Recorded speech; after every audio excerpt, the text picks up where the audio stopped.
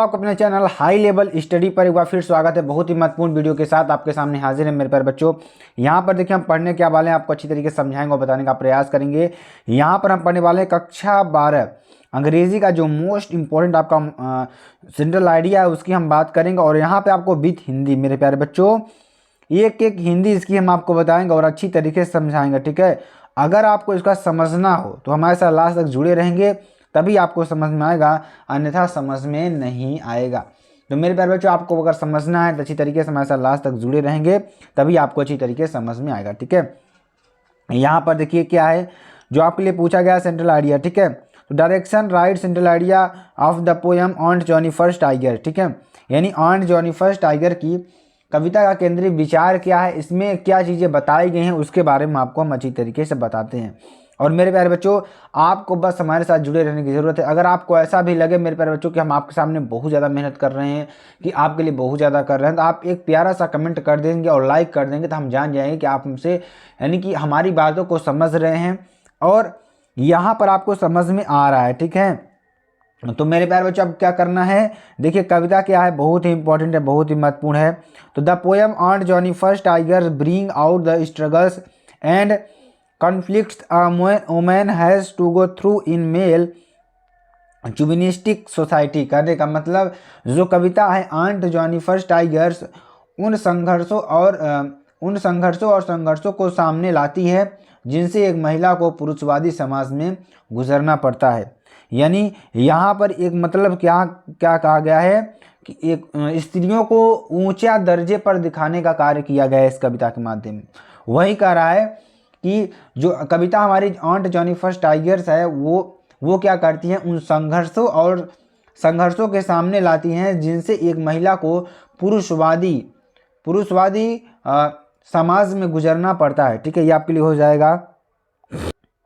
आगे देखिए aunt Jennifer the protagonist is symbolic of women all over the world who are victims of operations at the hands of the, यहाँ पर क्या हो जाएगा, पैट्रिशल system.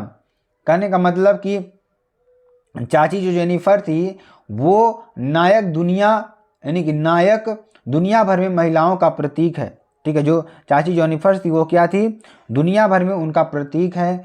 क्या प्रतीक है, महिलाओं का प्रतीक है कि जो पितृसत्तात्मक व्यवस्था के हाथों में उत्पीड़न का शिकार हैं।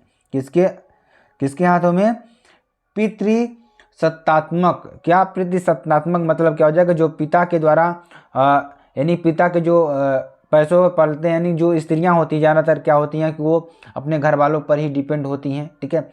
वो चीज़ यहाँ पर बता रही हो, ठीक है।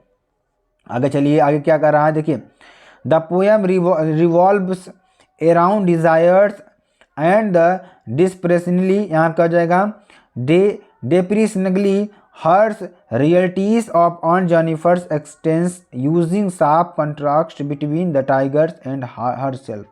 कहने का मतलब कि यहाँ पर क्या कहती हैं, कविता बाघों और घोड़ों के बीच तीव्र विरोधाभासों का उपयोग करते हुए इच्छाओं और आंटी जेनिफर्स के अस्तित्व की निराशाजनक कठोर वास्तविकताओं को इर्द गिर्द घूमती है, ठीक है। ये चीज़ कह रहा है। उसका देखिए, the tigers appear to be a sharp contrast to her the personality. यानी जो हमारे मेरे प्यारे बच्चों बाघ उसके व्यक्तित्व के बिल्कुल विपरीत प्रतीत होते हैं।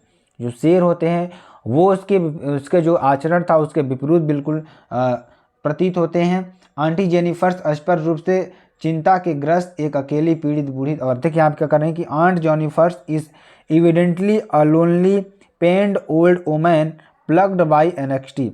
यहाँ पे कहने का मतलब कि आंट जेनिफर क्या करती हैं, आंटी जेनिफर स्पष्ट रूप से चिंता से ग्रस्त एक अकेली पीड़ित बूढ़ी औरत हैं, ठीक है। The reason for her miserable plight is the oppressive patriarchal family system wherein the whole soul of the family is the male and it is he who dominates the skin।